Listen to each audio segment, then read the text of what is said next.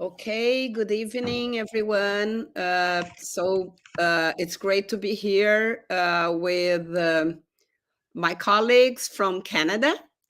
And so this is the not the last, but the penultimate activity from Salsul pelo Rio Grande. This is an event to help, a fundraising for the floods, the victims of the floods that happened in Porto Alegre. And it's been a great event since June. So today we are going to have Laura and her colleagues from Canada here. They'll be presenting, and the title is Complexity, Dialogue, Assemblage, Responding to Student Writing. So, Laura is a professor at the Writing, Research, and Discourse Studies of the School of Journalism, Writing, and Media at the University of British Columbia in Vancouver, Canada. And she took her PhD here at URGS with us. So it's a pleasure to have you here, Laura, and I hope you have a great event. Thank you so much, Simone, for inviting us, and it's an honor to be part of this initiative. So I would like to introduce to you my two colleagues from UBC, Katja and Katie. We all work in the same unit.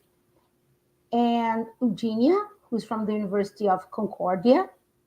And so I'm happy to be here, and thank you to my colleagues who accepted the invitation. I'm looking forward to this. So we're going to start with Katja, Katie's, and my work. All right. I will leave this title slide up for a moment for any one of you who would like to access this QR code. It leads to this version of our slides, and we make it available for accessibility purposes and for your opportunity to look up references and go back and forth if the speed at which we're going is not yours.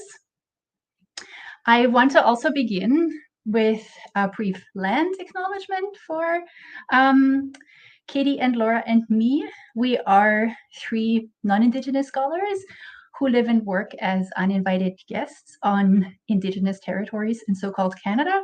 And today we're speaking to you from the unceded traditional and ancestral territories of the Musqueam, Squamish, and Tsleil-Waututh peoples. So if you were looking to use the QR code, now is your last chance. And to launch into our project. The provision of feedback is an important principle in writing studies.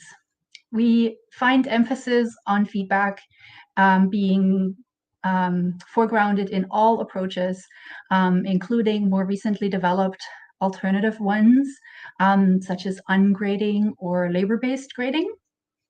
And a question that spans all approaches is how to ensure that the language used in feedback to students and the forms in which it is provided serve students' agency in their writing development. In our project, we work with Michael Bachtin's concept of dialogism, which theorizes the process of meaning-making between the author, the work, and the reader. And we also draw on a related theory by Lev Vygotsky on cognitive development that considers changes in dialogic interaction as part of learning processes. Dialogic feedback is a dynamic relationship which advances over time and which unfolds from an often more hierarchical interaction between expert and novice, or between instructor and student, toward hopefully a more cooperative one among peers. In other words, guiding students towards more agentive roles in their dialogic relations with instructors is a significant learning goal in writing courses. Feedback is an opportunity to mentor students into disciplinary ways of thinking. So we work with a concept of dialogic feedback that is attentive to the developmental dimension of learning. As such, it asks instructors to aim for relevant shifts in their interactions with students. In this context, work on self-regulated learning can serve as a framework for students to articulate and to pursue their broader needs and deeper intentions in relationship to their writing. Paul Orsman et al. Highlight that self-regulation is key to students' ability to use feedback to identify areas for their own further development and learning. Dialogic feedback is part of the process of students developing metalinguistic understanding of the linguistic choices they make in their writing, and developing enhanced ownership of assessment processes. So this is from work by Myhill and Newman and Carles et al. To achieve such an ideal requires building rapport such that instructors and students can be in conversation with each other and can achieve mutual understanding of each other's intentions. So that is the ideal. Our study emerges from teaching practices at a research-focused Canadian university, where courses specifically on research writing are offered at the first year level and function as a requirement for various programs. We conducted semi-structured qualitative interviews with 6 instructors with questions about their training, research, and guiding principles for providing written feedback.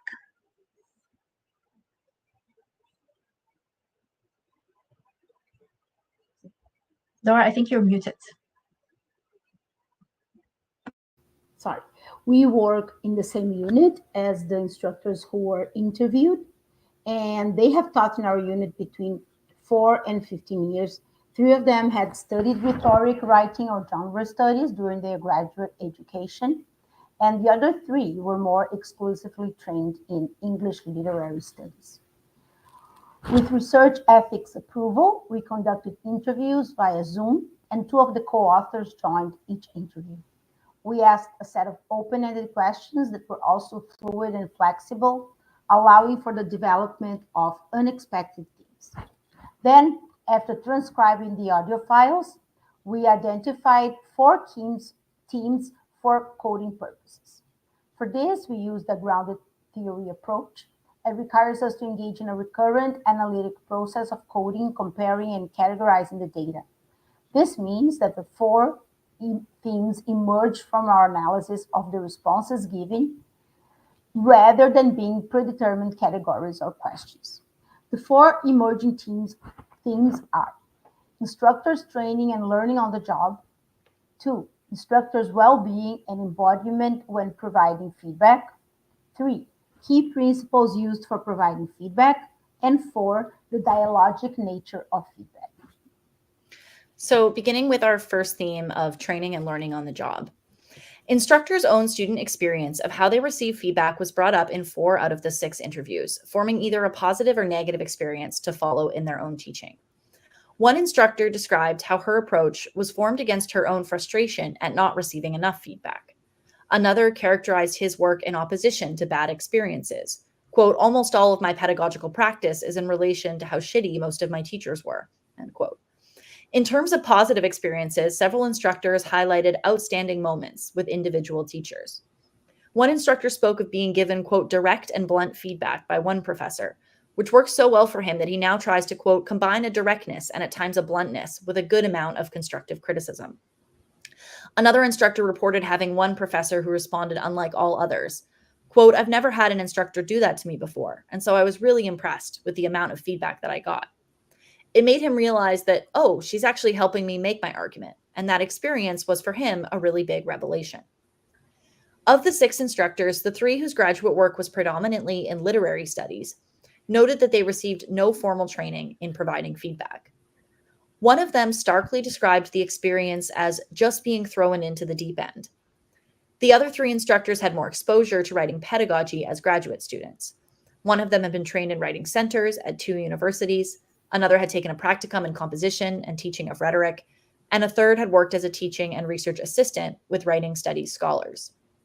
Some instructors referred to their own active research as shaping their feedback practices.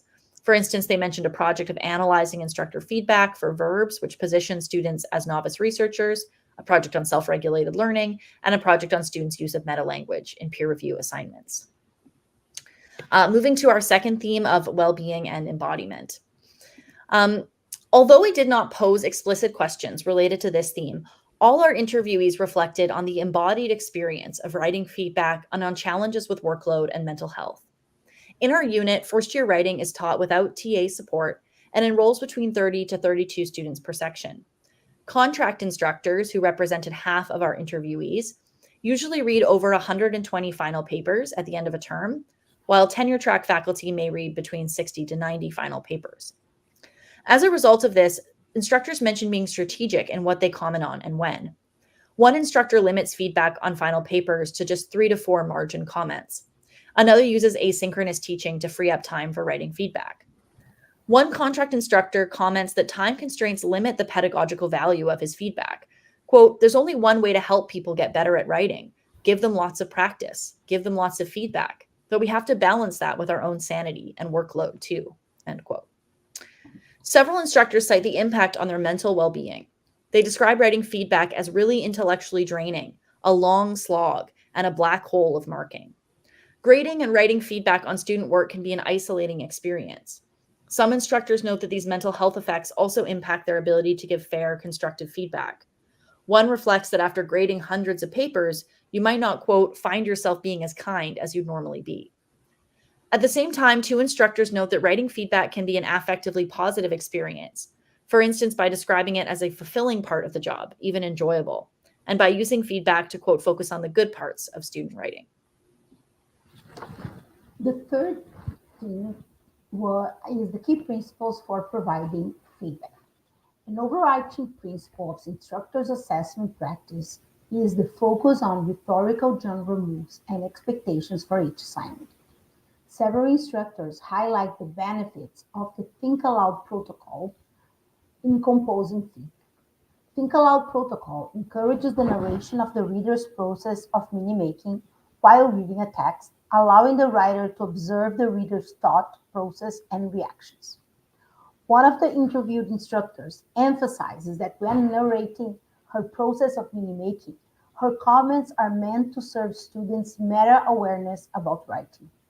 Another mentions the benefit of separating grade from the provision of written Think Aloud feedback, distinguishing the summative function of the assigned grade from the formative role which her feedback is meant to play for students' writing development. 2 instructors have each collected a library of some of their previous comments and used this compilation to cut and paste responses in the margins. One of these instructors keeps a specific document with comments for each separate assignment so as to tune comments to the genre of the assignment and the instructions students have received by that point. The other instructor sees the use of comment bank as part of his emphasis on writing as a practice. Students' writing improves through repeated practice and through the use of the comment bank, repeated concerns receive repeated feedback. As shared principle interviews was that feedback is not correction and should reflect the thinking behind the suggestions given. Several instructors highlight the use of meta-language, giving names to language features and genre moves so that students become more aware of what their writing is doing and what the instructor's recommendations mean. The fourth theme is the dialogic nature of feedback. Instructors commented on their effort to be in dialogue with students regarding both project design and writing choices. Through scaffolded elements, students have built-in incentives for dialogue by returning to previous feedback they have received. Some instructors build engagement with previous comments into course activities. For instance, by giving time in class to the task of integrating peer feedback, by asking to write reflections on feedback they received, or by referring to past feedback in comments on newer assignments and insisting on it being addressed. We note, however, that making such return to previous structure comments, part of the assignment structure and part of grading, also asserts pressure on students and may produce their compliance over their engagement. One of the themes that recurred was how to teach students to understand and work with the feedback they received. For instance, setting up mental language creates common ground, which is meant to create mutual understanding when receiving feedback from peers or instructors. Many instructors mention the use of feedback to orient students toward upcoming work. One instructor notes how some of her comments are written in a teacherly and directive voice, while others attempt to engage with students as a fellow or novice researchers. Another instructor spoke of the experience of co-constructing meaning with students, focusing on what students need to move forward rather than what they are doing wrong. In addition to co-construction meaning through written comments, some faculty mentioned their emphasis on office hours, consultations, and oral dialogues with students. We suspect these oral conversations may create more opportunities for disagreement and negotiations that characterize dialogic pedagogy. However, we also acknowledge that faculty teaching 6 to 120 students per term have limited opportunities for those one-on-one conversations. Finally, one of the instructors mentioned that in their classes, students groups collaborative produce a sequence of component assignments, a setup which necessarily puts them in conversation with each other about what the instructor's feedback means and what to do in response to it, similar to Vygotski's description of students' social cultural learning from and with each other. These conversations potentially allow each group to chart its own direction, in contrast to a more hierarchical experience of following a teacher's instructions.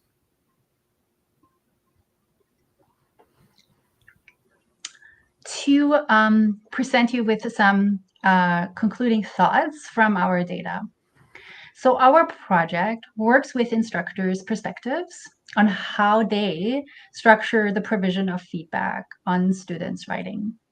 We used a grounded theory approach, and that helps us develop a conceptualization of dialogic feedback as a developmental process and as a learning goal for these courses.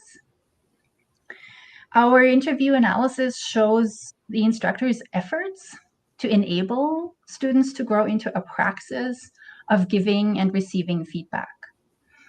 The overarching aim is for students to transition from being peripheral participants in research processes to becoming fuller members in their disciplinary communities. Our interviews illustrate that there is a need for more intentionally training graduate students and new instructors in the dialogic possibilities of feedback. Most instructors in our study have learned how to give feedback while on the job without explicit training. Several mentioned being mentored in new jobs and learning from ongoing conversations with experienced teachers. And this is an aspect of dialogic interaction that captures instructors' own ongoing development. We ourselves, as interviewers, also learned from our process of doing this research in dialogic interaction with our interviewees. As for further insights, writing instructors should use every opportunity to create more space for meaningful dialogue with and among students. And the concept of dialogic feedback, which we focus on here as a developmental process and a learning goal, functions as an idealized concept in that regard.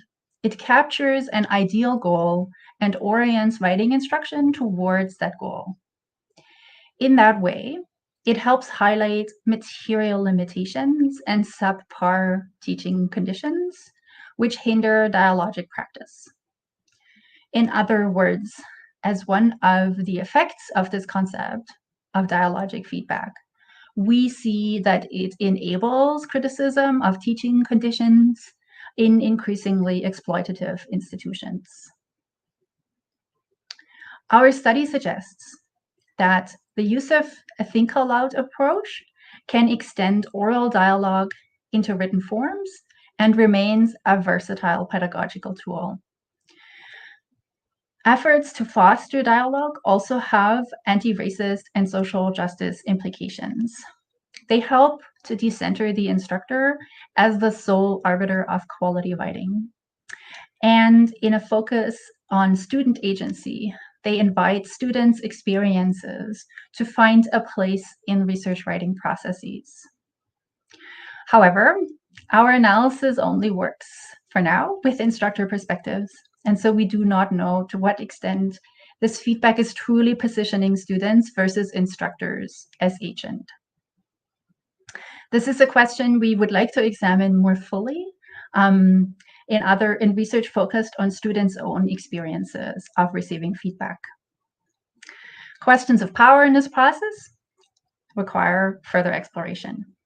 Since the capacity of dialogic feedback to decenter the instructor's authority is shaped by institutional contexts and by larger systems of social inequality, including racism, sexism, ableism, and colonialism, these need further consideration. We are looking forward to your feedback, questions, or suggestions. We acknowledge that we engage in this work from positions in the global north and are particularly keen on conversations that help challenge some of our views. We are also always interested in ideas for collaboration to further enrich this work. Thank you very much. Our slides, if you followed the link, also contain references if you would like to check up on those.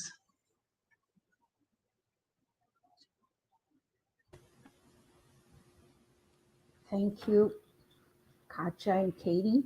And now we're going to proceed to Eugenia's presentation. Please, Eugenia.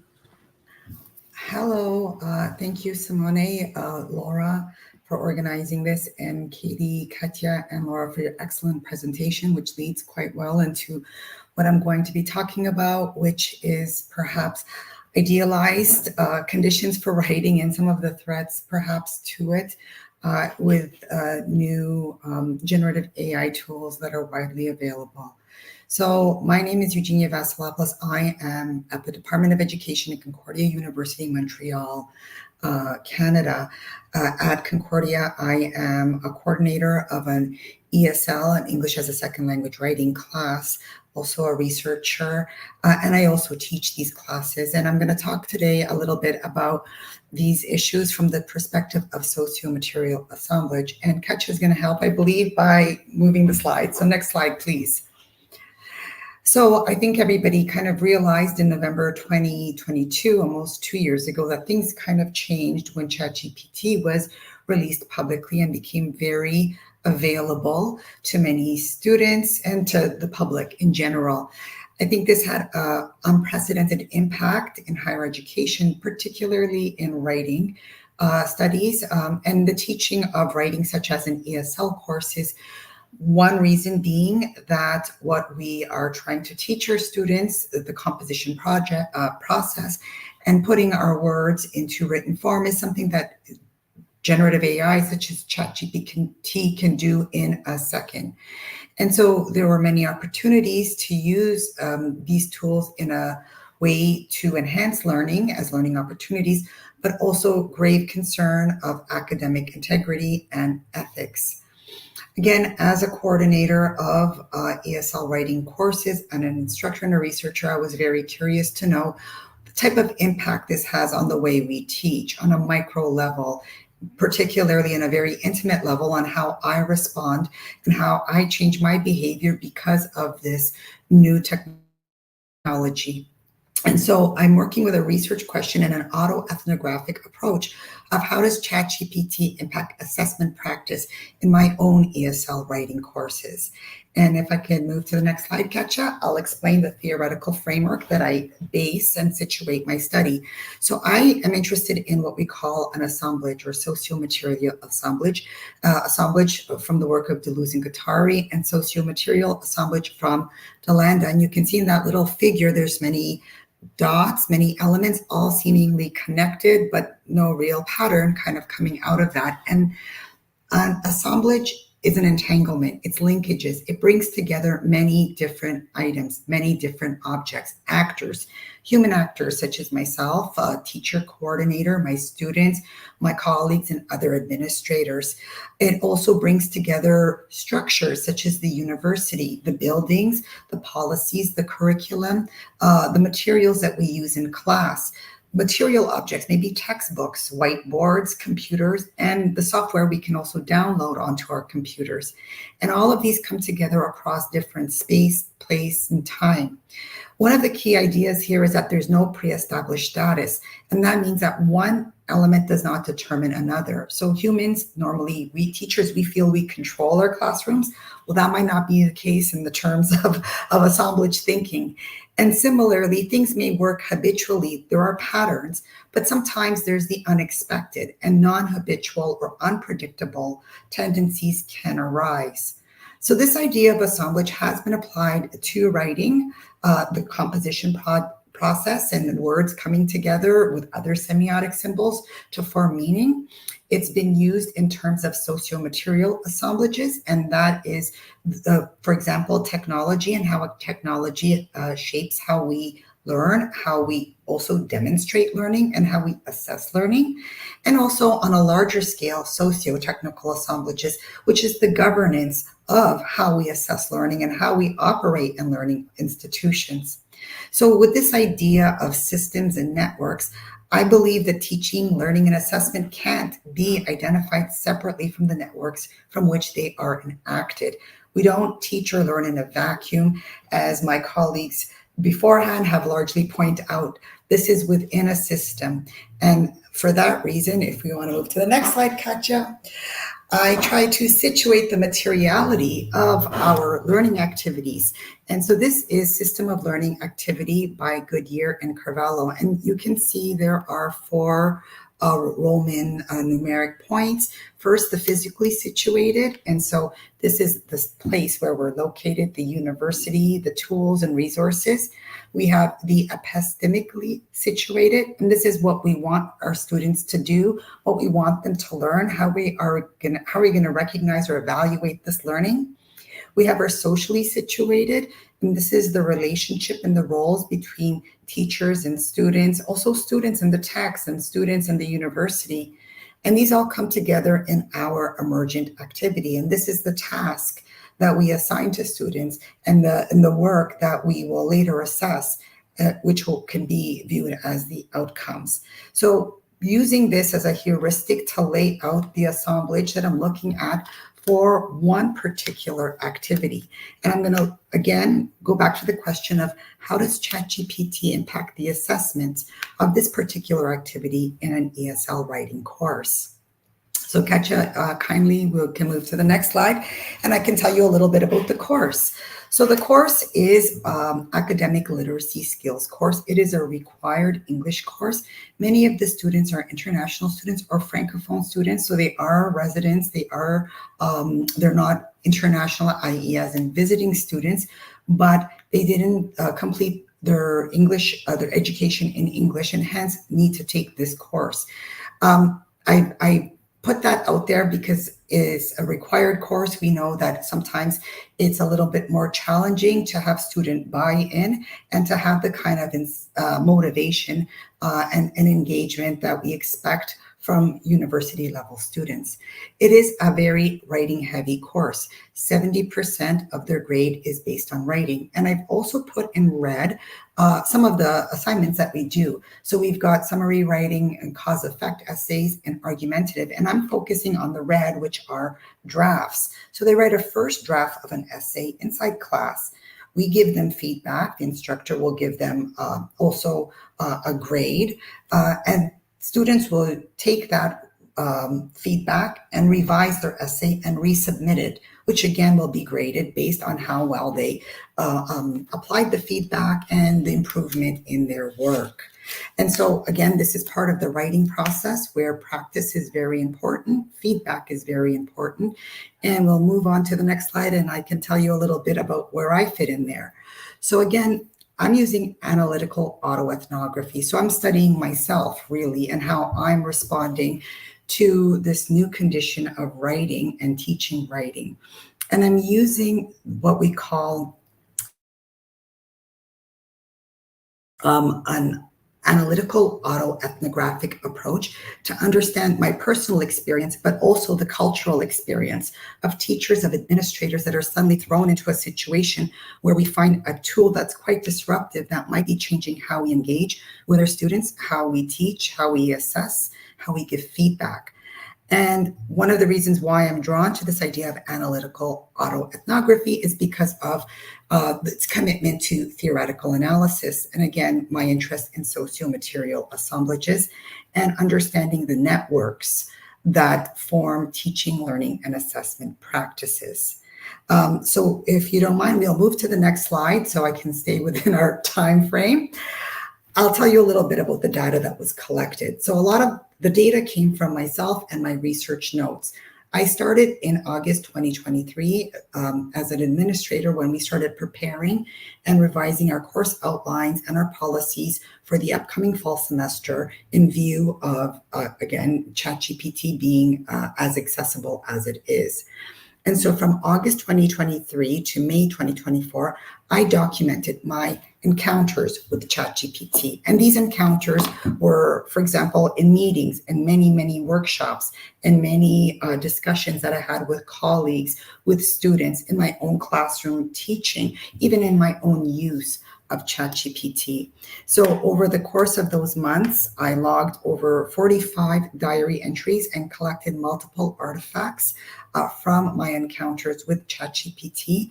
And I use this through qualitative analysis to identify patterns of relations within that assemblage of one particular learning activity. So here I'll talk about one activity, and this is the in-class writing, which students then go with our feedback and revise outside of class and return and submit for graded value.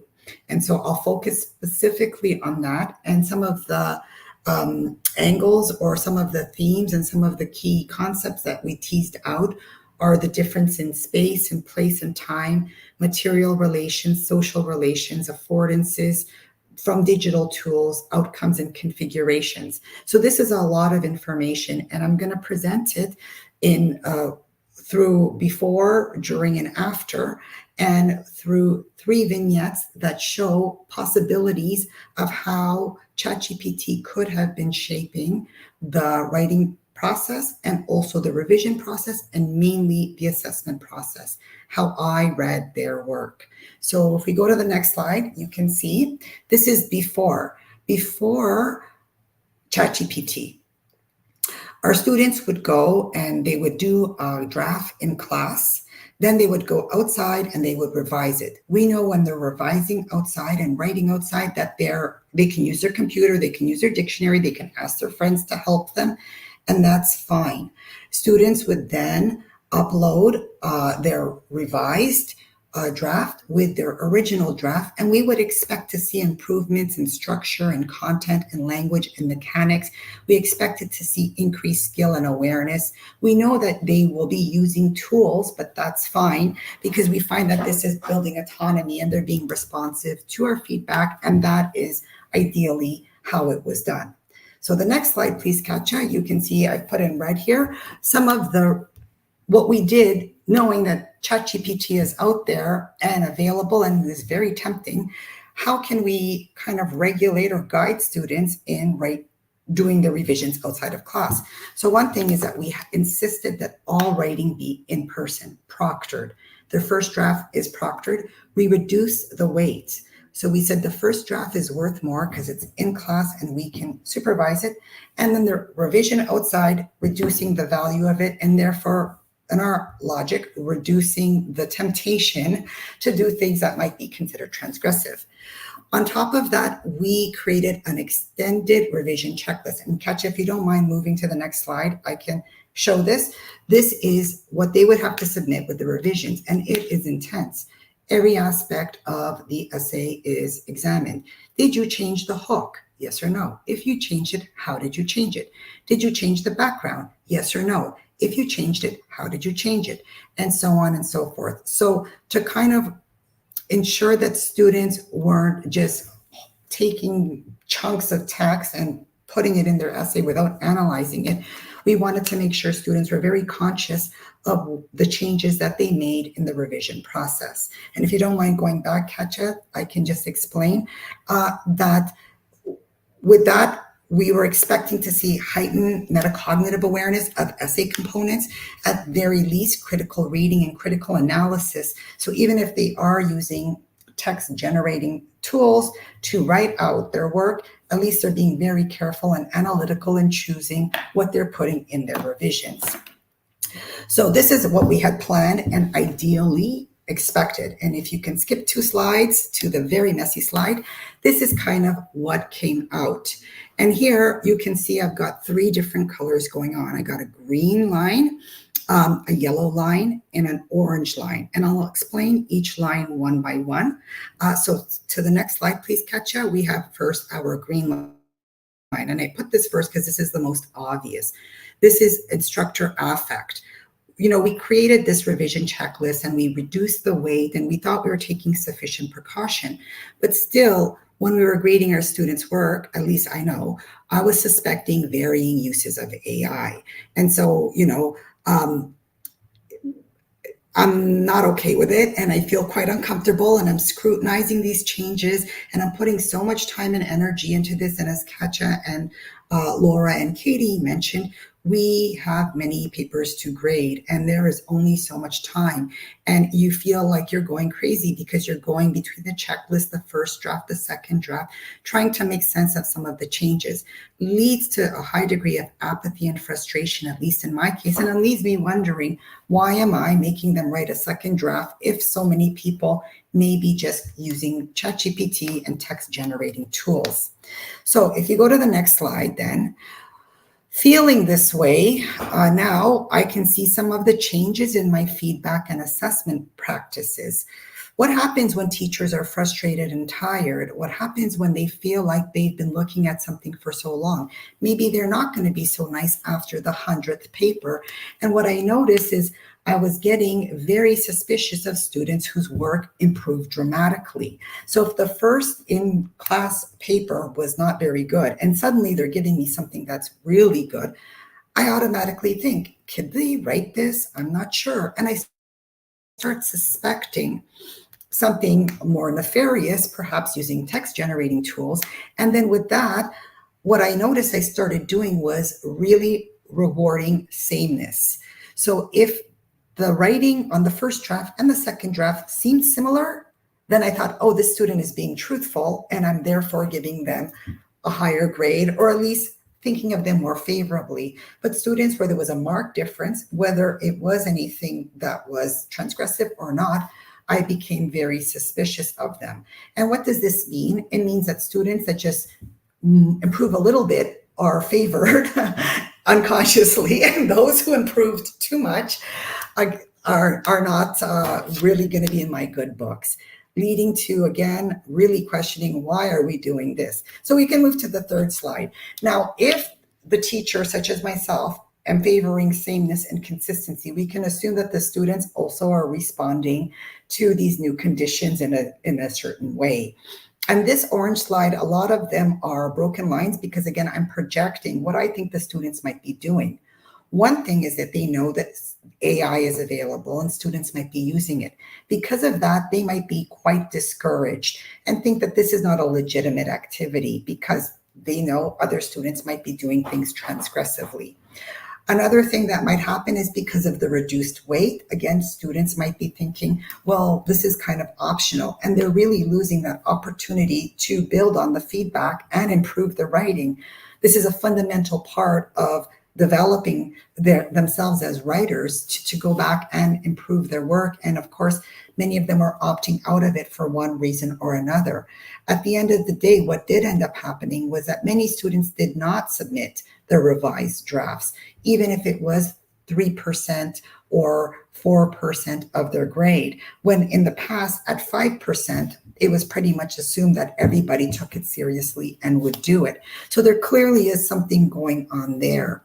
If we go to our last slide now, Katja, I think that what I'm trying to kind of tease out here is that there are impacts to teaching, learning design and assessment as a result of ChatGPT that we might not be fully aware of yet, that might be operating in perhaps conscious or unconscious, direct or indirect ways. I think that directly or indirectly, there definitely is impact on students. And I can see that simply by the number of students, as I mentioned, turning in work done outside of class, maybe because they feel that it's not as legitimate as I mentioned. And so there is a difference in how they approach activities and assignments. There's also greater awareness in terms of our intentional and our unintentional response to the problem. What is the problem here? Students have improved too much, or students are using ChatGPT in ways that are not supporting their learning? Is the problem also that we, perhaps, I know in my situation, still I'm not sure exactly how to bridge our teaching of writing and our assessment writing with some of these very powerful new tools. And what I can say, at least from my program and my experience in the past year of documenting this and really looking into it, is that we need to do more than just address this type of generative AI use as a transgression. It needs to go into the realm of pedagogy, and where we teach students how to use it and how to use it in ways that really support their learning. I guess I'm very interested to hear if anybody has any experience or any best practices or ideas on how to move forward, because as Katie, Laura, and Katja have mentioned, universities in Canada, and especially writing programs such as mine, are quite strapped and are always looking for ways to kind of reduce the amount of work that we have to do, because of course we're in situations where it's not being remunerated in ways that it might have in the past, or in ways that we think are just. So with that said, I think that in terms of being able to teach ethically and critically, we really need to address our positionality and relationality to some of these tools and how it's affecting our students and how it's affecting our teaching and learning environments. And with that said, of course, there are some references at the end. I am very open and happy to further this discussion, and I look forward to your questions. Thank you so much, Eugenia. Your work is fascinating and quite innovative. So thank you so much for sharing it with us. Simone? Well, we have a few questions coming from the viewers on YouTube. I will just put them here. And if Okay. I think I can speak to this one. I mean, you guys can correct me if I'm wrong. I think in our context, teacher would typically refer to an elementary or high school teacher. At the university level, many of our colleagues are professors. Dr. Thieme would have the title of professor. Laura and I both have the title of lecturer. So there's different hierarchies within our institution that mean that it's not accurate to say that we're all professors. I mean, we are in terms of our work, but in terms of our official title, not all of us are. So I think I'm imagining we're using the term instructor to encompass both lecturers and professors and assistant professors, et cetera. So, and in theory, graduate students who might be teaching a course and that kind of thing as well. Okay, thank you. Another one here. Actually, if you didn't feel your answer, your question was answered, you can comment there and we'll put it again.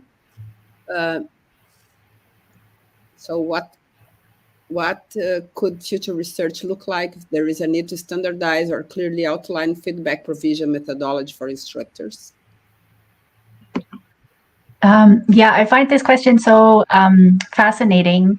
I think there is like different configurations in which standardized feedback provision could be developed.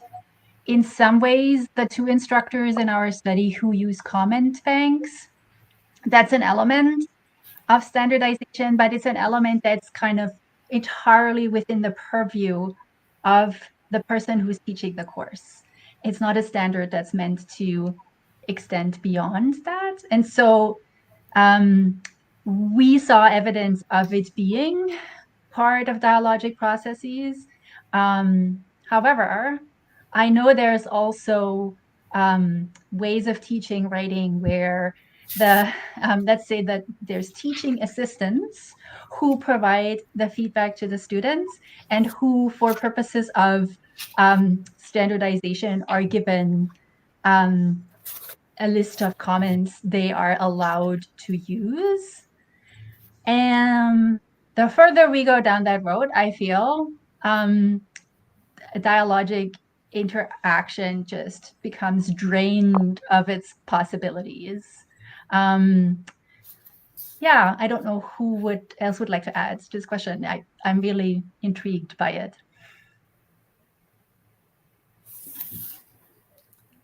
Yeah, I mean, personally, I would resist most forms of standardization in pedagogy just because I know that I love the idea of this assemblage. It is very thought-provoking for me, but these things are dependent on the context of the classroom, the group of students you have, but also your own persona as a teacher and how this fits into other elements of your pedagogy. I think I can potentially give more critical comments to my students if I preface that with saying, I'm doing this because I want to hold you to this high standard, or like I hold myself to that. There's different ways I can frame feedback that are going to change it outside of the exact instance of feedback that are going to shape how it's perceived and recognized by the student. And I think other people have different modes that might, encourage different types of responses or make sense for their context. So I don't think I would do that. And I think one of the great things about our unit is we have faculty with very different approaches that are successful in their own ways. And I also think that, as Katja said, like if we're responding to kind of individual students in a dialogic manner, that also requires them to tell us like what they were trying to achieve, what their concerns are, what their goals are, what their identity is, and how it shapes their writing. And I think standardization would make it hard to kind of step outside of certain boundaries to respond to those students in their unique situation. Mm-hmm. Okay, I'm going to jump on that one because I was brainstorming things when I saw Simone's question, and something that we talk a lot about, how to train a group of instructors without being prescriptive. And this is one of the things that I always think and talk about. So I even wrote a little bit. So just like Katie said, we have a variety of instructors from different educational backgrounds, which is an asset, as Katie said. And at the same time, it's a challenge when we think that we want to have some consistency in the adoption of research-informed feedback practices. And this is what we were asked to think about and research about when this project started maybe 3 or 4 years ago. It was like, how can we have a unit that has consistency in these research, theoretical informed practices? It doesn't have to be all the same, but the rationale behind it, we would like to have that in common. So instructors in our unit are offered opportunities for becoming, let's say, full participants in this community of providing feedback in a dialogic, ongoing way, everything we talked about. It's kind of like a literacy development for somebody who joins the unit. And so, for example, the Think Aloud protocol developed by Título, who, if I'm not mistaken, was Katja's PhD supervisor. So we have 2 people in the unit who were supervised by Título et al. And we all, are introduced to her book and to what she talks about. But personally, I had never heard about the Think Aloud protocol, although in Brazil, we do practices that would fit into the Think Aloud protocol. So for me, as a newcomer, quite a few years ago, putting names into things that I was already doing in my feedback matters.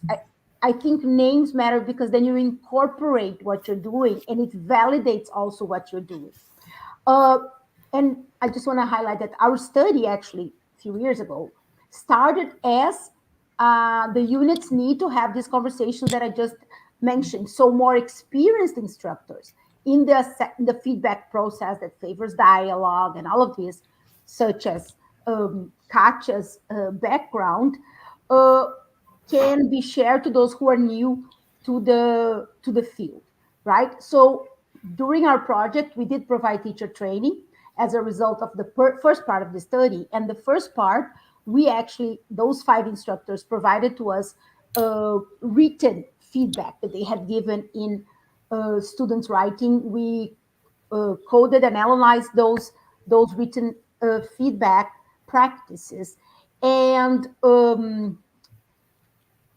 we analyzed, and then we provided opportunity for moderated analysis, let's say, like everybody together from the unit analyzing these to get these written feedback together, always keeping in mind the standardization and the prescription that we want to avoid, which is a thin line many times between, being practical enough and not wanting to be prescriptive. Finally, I just want to say that in our unit, training is an ongoing process. And on one hand, we have to have structured opportunities to have conversations about pragmatically what can be done to provide feedback due to our constraints of, like we said in our work, we have up to 120 students, nobody to help, a lot of writing to provide feedback. So this is something we have to take into consideration. And at the same time, challenge ourselves and our instructors' beliefs about what should inform providing feedback. As we said, anti-racist, decolonized lenses like labor-based grading, which take longer for instructors to do. So there's a balance that we're always looking for as we progress to more decolonized, anti-racist practice. We also have to keep in mind the constraints of our instructors. Would you like to add anything, Katja or Katie? This was very comprehensive. I'm passionate about it. There is a question about Concordia University, Yes. but also about UBC. Yeah, so the question about Concordia, yes, Concordia does have guidelines for artificial intelligence use. It was a slide that I put at the back as a reference slide in case that question does come up. So there are, it is the language of it. It appears under the section. So if you want to go maybe down, yeah, there. I think it was where the highlight is. So one slide up, yes. So you have the standard course description, and this is preceded by a large section on plagiarism. So I note that because it puts it in the category of academic transgression. And it's prohibited use of ChatGPT or other AI tools is deemed misconduct under Concordia's academic code of conduct, and prohibited use can lead to, so prohibited use, meaning that there are cases where use is permitted. If it is deemed prohibited, then it can lead to serious consequences such as 0 for work, failing grade, etc.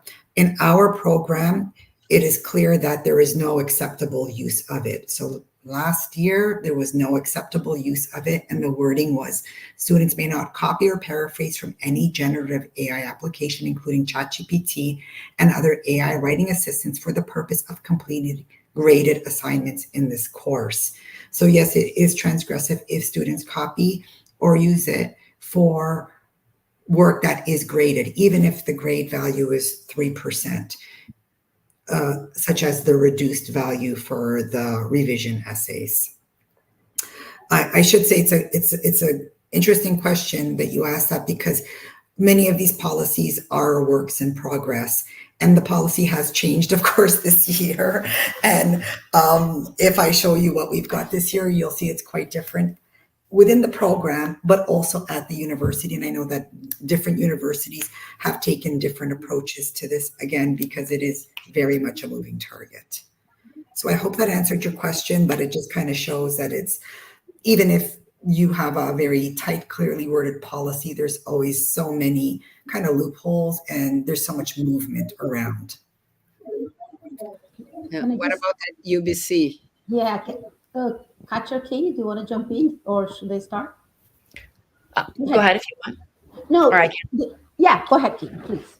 Yeah, I think UBC has a somewhat like liberal policy in the sense that they're turning this over to instructors to decide. So they definitely have said that you can allow its use in your course, you can allow it for assignments, or you can disallow it, but that you have to clarify in your syllabus, in the context of this course, these uses are permitted and these ones are not. And so instructors are meant to make those decisions for themselves, which I think can be confusing.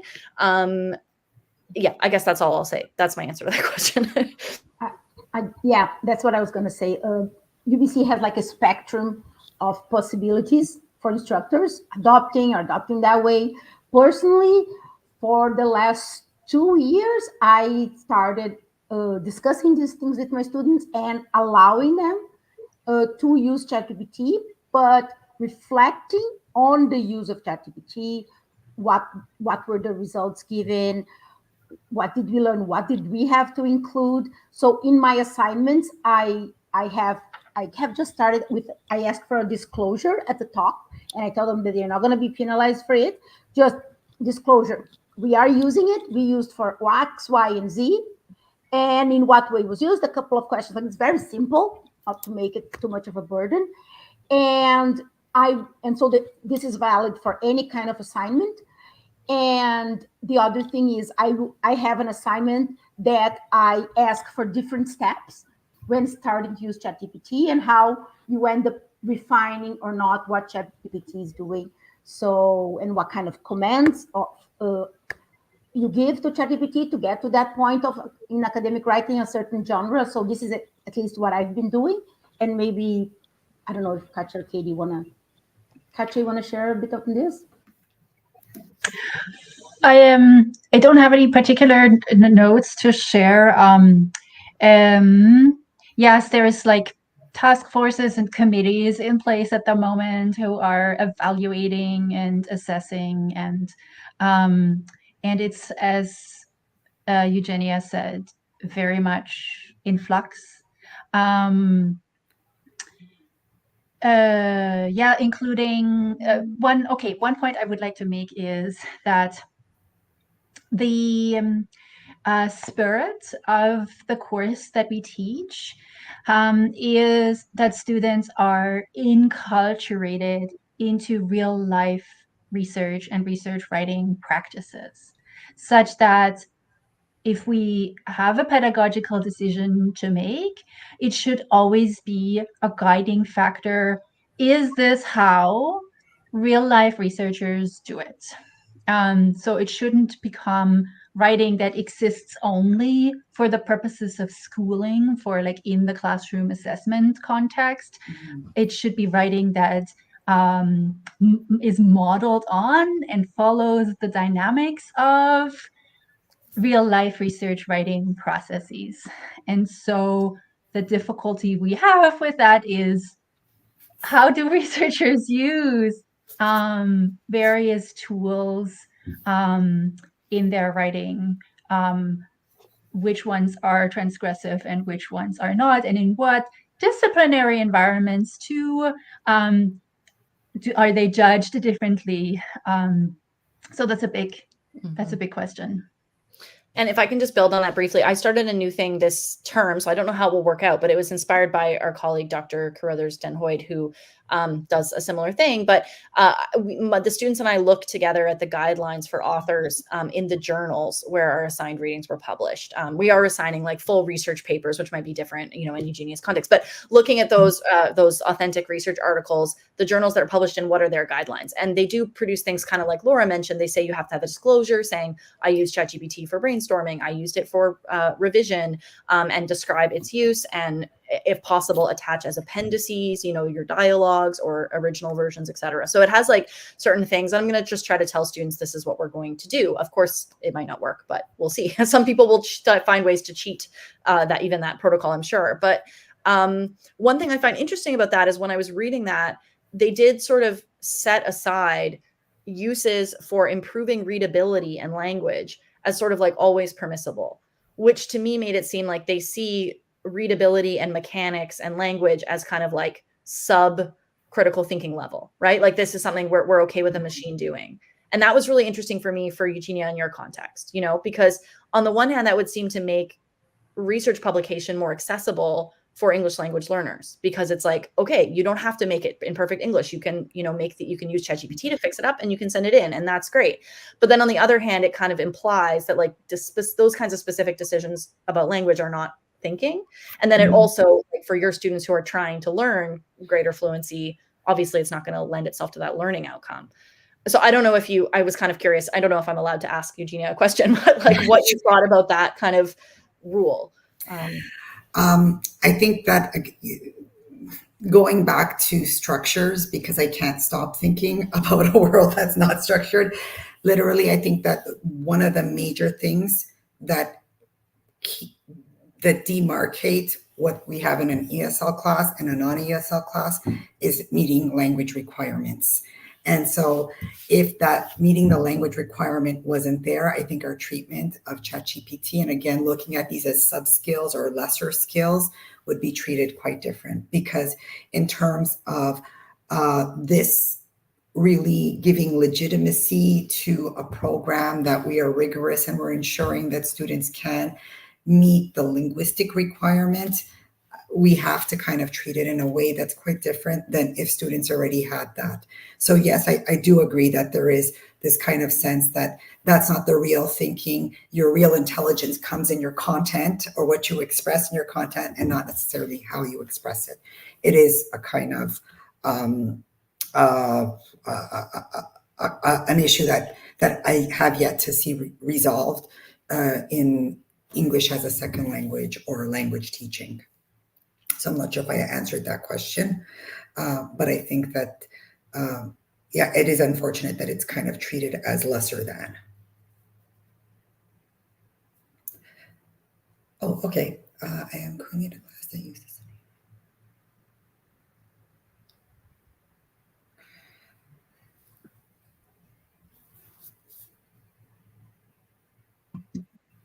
I'm familiar with Perusal. I've used Perusal with my students before. So I would put an article into Perusal and I'd put some questions and I'd have some students ask questions or answer questions. And I know that Perusal does have, are you talking about the scoring that Perusal gives 1 point if a answer has this complexity, or 2 points if it's got a little bit more complexity, like that? Because I know that when I used Perusal in the past, I didn't find their grading system to be accurate enough to just rely on it.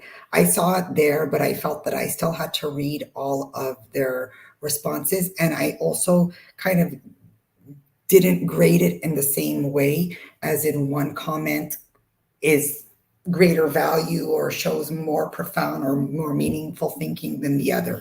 When I used Perusal, I used it more as a kind of participatory or engagement tool. So I'm not sure if the question is about the validity of the Perusal scoring system. Myself, I didn't find it so helpful. I don't know if anyone else here on the panel has used it or anyone else has used Perusal.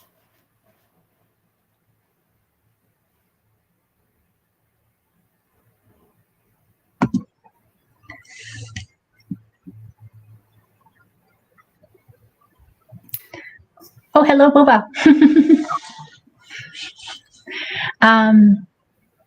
So I want to make a comment about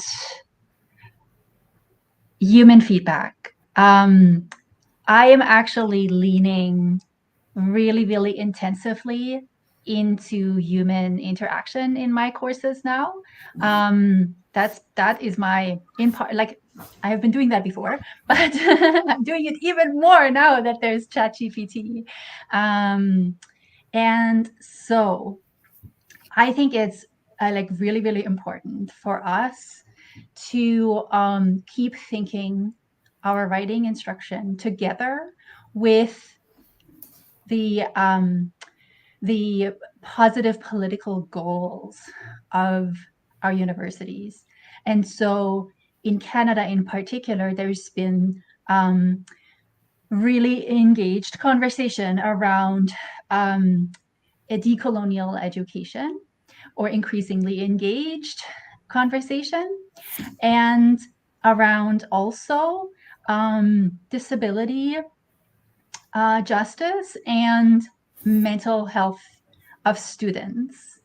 And so I see the efforts I make to make generative AI feedback less relevant in that frame. I make a lot of effort for myself to understand students' different positionality, their identities, their backgrounds, their interests, their intentions. And I make as much opportunity available as I can, limited material contexts that I have, or temporal, time restricted contexts that I have, for students to also learn that about each other, so that they're really learning to look for like another mind with a different experience, responding to what they offer through the language that they put together, and the way they use evidence and research and make claims. So that's been my goal, leaning radically in the other direction. Yeah, go ahead, Eugenia. Oh, sorry. Yeah, I think that, thank you, Boba, for that question. I know that we had that issue, and I know that I know some teachers who have been using it, and also we're trying to help students learn how to use AI for their own feedback. So when they write something, that they can use AI to kind of check and see where they can improve it and become more autonomous as writers. But again, I echo what Katja was saying in terms of there is a human reader at the end, and the writing is going to be read by a person, and it is to communicate with humans still. And while it is, that engagement needs to be there, and the feedback is one place where I find you can really build relationships with students by knowing them, by asking questions, and them, and they have, again, also the chance to engage with you. Again, either by responding or not responding to your feedback. So I think that even though there is utility in AI feedback, it doesn't substitute, and it really shouldn't replace human feedback from instructors or from peers for that dialogic, that very dialogic and human reason.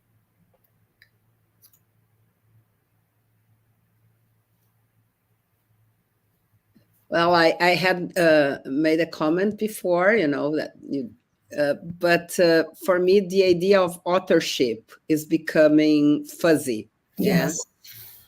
And this is more of a philosophical issue, but I think this is it is. Yeah, for sure. It is. And I think that, from Bakhtin, and, I know from my work with Deleuze, sure, there is not one voice, it's multiple voices, and authorship and ownership of words clearly has become something else, especially with AI. And I think with the non-traceability of words, because before, a lot of it would boil down to traceability, and you could trace the genealogy of a word through written text that was printed, unless they went and started burning all the books.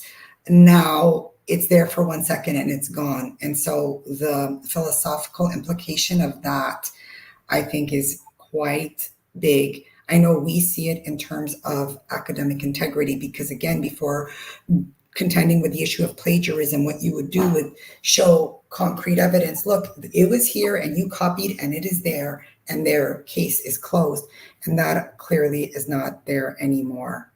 So ownership of something that is not permanent in any way will be a very interesting place. Yeah.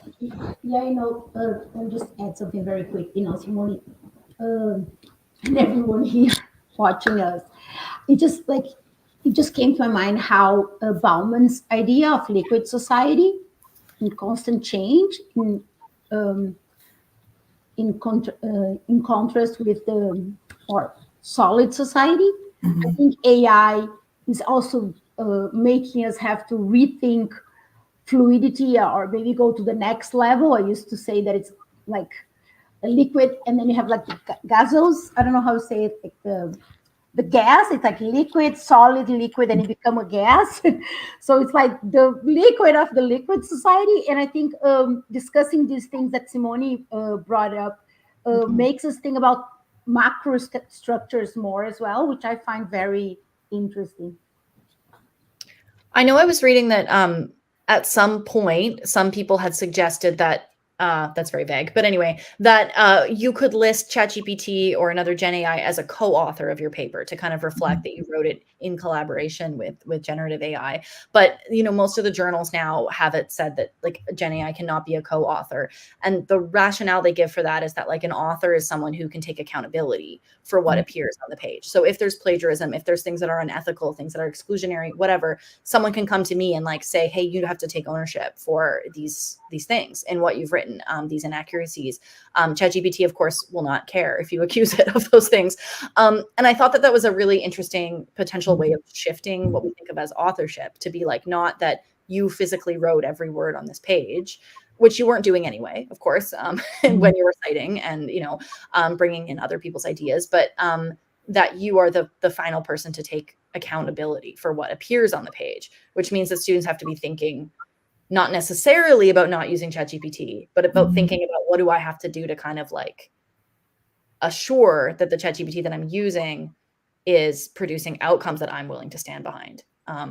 So I don't know what that looks like, but I think it's an interesting shift.